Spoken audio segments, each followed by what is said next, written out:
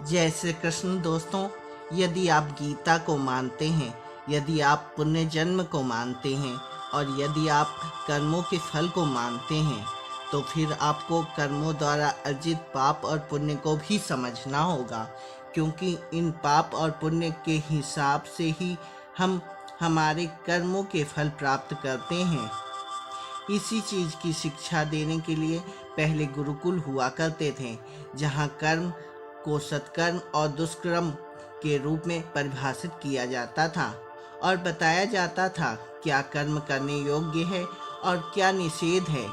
सारी गीता का आधार ही ये पाप और पुण्य ही है, क्योंकि अर्जुन इसी उलझन में पड़े हैं कि कैसे अपने गुरु, अपने पितामह और अपने सगे संबंधियों का वध करें, क्योंकि ये पाप है और पूर्णता निषेध है। और इसी पाप और पुण्य से बाहर निकलने के लिए श्री कृष्ण ने अर्जुन को गीता का उपदेश दिया था। अतः पाप और पुण्य को समझना पड़ेगा, तभी कर्मयोग को समझा जा सकता है। अन्यथा आप गीता कितना भी पढ़ लें, आपको लाभ नहीं होगा, क्योंकि आपको मूलभूत ज्ञान नहीं है। धर्म के कुछ मानक तय हैं, जिनमें कर्म और अकर्म का बोध होता है, जिनकी कसौटी पर सभी परिस्थितियों को कसा जाता है और फिर कर्म का निर्धारण किया जाता है। गीता में श्री कृष्ण को उन्हीं मानकों के बारे में बताया है। उसको बताते हैं कि तुम जिस मानक को सही समझ रहे हो वह गलत मानक है, और फिर उसे सही मानकों का ज्ञान देते हैं। करने योग्य कर्म यानी कर्तव्य, जो कर्म नहीं करने चाहिए उसे दुष्कर्म समझना चाहिए। धर्म की रक्षा या पाप पुण्यों के संचय और हिसाब में इन्हीं कर्मों का महत्व है। भिन्न भिन्न परिस्थितियों में करने वाले कर्मों के लिए मानक बनाए गए हैं, जो कि विभिन्न धर्म ग्रंथों और पुराणों में दिए गए हैं। सभी को जानने, समझने और पढ़ने के लिए गुरुकुल बनाए गए थे। राजा, ब्राह्मण, वैश्य और शूद्र सभी के लिए वह मानक थे, किसको क्या करना है क्या नहीं। कुछ मानक सभी वर्णों के लिए समान थे। राजा सब प्रजा का पालन करता था तो इन्हीं मानकों का हिसाब से करता था, और प्रजा भी इन्हीं मानकों के हिसाब से अपने कर्मों का निर्धारण करती थी और पाप और पुण्य को संचित करती थी। मनु महाराज और सभी प्रजापति और बड़े बड़े राजा, ब्राह्मण और वैश्य ने इन्हीं मानकों के हिसाब से यश अर्जित किया है और प्रतिष्ठा पाई है। नंद राजा का वंश नाश चाणक्य ने इसलिए किया कि वह उन मानकों में खरा नहीं उतर रहा था और पाप अर्जित कर रहा था।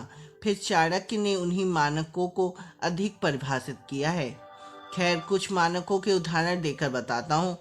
यदि आप अपने परिवार के साथ कहीं जा रहे हैं और कुछ चोर डाकू रात को आप पर हमला कर दें और आपकी पत्नी को बंधक बना लें, तो सबसे पहला ख्याल अपनी मृत्यु का ही आता है। उनके पास हथियार हैं, आपके पास नहीं है, किंतु हमारे यहाँ कहा गया है कि मनुष्य को आत्मरक्षा, कुटुंब की रक्षा, गाय की रक्षा के लिए हथियार उठाना चाहिए और मृत्यु की परवाह नहीं करनी चाहिए, अर्थात युद्ध करना चाहिए और कुटुंब की रक्षा करने का प्रयत्न करना चाहिए। ये धर्म है। इसमें यदि प्राण भी जाएं तो चिंता नहीं करनी चाहिए, क्योंकि यह आपका कर्तव्य ही है। एक और उदाहरण देकर मैं आपको समझाता हूँ। जब इंद्र का युद्ध वृत्तासुर से हो रहा था, तो वृत्तासुर की सेना देवताओं के भय खाकर भागने लगी। तब वृत्तासुर ने शास्त्र सम्मत बात कहते हुए अपने सैनिकों का उत्साहवर्धन किया था। उसने कहा था कि युद्ध से भागकर क्यों पाप के भागी हो रहे हो। युद्ध तो किस्मत वालों को प्राप्त होता है। यदि जीत गए तो सुख भोगोगे, मारे गए तो वीर गति को प्राप्त होगे। इससे तो दोनों ही लाभ हैं। यदि आज इससे भाग गए तो क्या कल नहीं मरोगे? किंतु वो मृत्यु किसी काम की नहीं होगी। जबकि युद्ध में मारे गए तो अवश्य ही सद्गति का लाभ मिलेगा। देखते क्या हो, आओ शत्रु को दिखा दो कि मृत्यु भी आज तुम्हारा रास्ता नहीं रोक सकती। यह स्कंद पुराण से लिया गया है। एक और उदाहरण देकर मैं आपको समझा रहा हूँ। यदि किसी के भले के लिए कुछ झूठ बोलना पड़े तो उससे पाप नहीं लगता। ये कुछ उदाहरण हैं। ऐसे ही बहुत नियम हैं जो कहानियों के माध्यम से बताए गए हैं। इसके लिए कोई संविधान की रचना नहीं की गई है, किंतु ये शास्त्रों की पढ़ाई में अंतर्निहित होते हैं और लोगों को याद हो जाते हैं, और इन्हीं के अनुसार वो अपने कर्तव्यों का निर्वाह करते हैं। उन्हें बताया जाता है कि क्या करने से पुण्य मिलेगा, क्या करने से आप पाप के भागी होगे। राजाओं के नियम होते थे, जैसे वो ऋषियों से मिलेगा तो उसको अर्घ देगा, उसके नीचे ही बैठेगा, उससे कोमल क्षेम पूछेगा और उसको जिस चीज़ की ज़रूरत होगी वह उसको दिलाएगा, और ब्राह्मण आज्ञा का उल्लंघन नहीं करेगा। ब्राह्मणों का वध निषेध था। युद्ध के बाद रामचंद्र जी ने और युधिष्ठिर दोनों ने युद्ध में मारे गए लोगों के पाप प्रायश्चित के लिए यज्ञ कराए थे। ब्राह्मणों के लिए भी बहुत से नियम थे कि वो कैसे वृत्ति करेंगे, भोजन कैसे प्राप्त करेंगे। बहुत ही कठिन नियम थे। ब्राह्मणों के भोजन प्राप्त करने सुदामा भिक्षा पर आश्रित थे। भोजन खाने से पहले विभिन्न बलि दी जाती थी।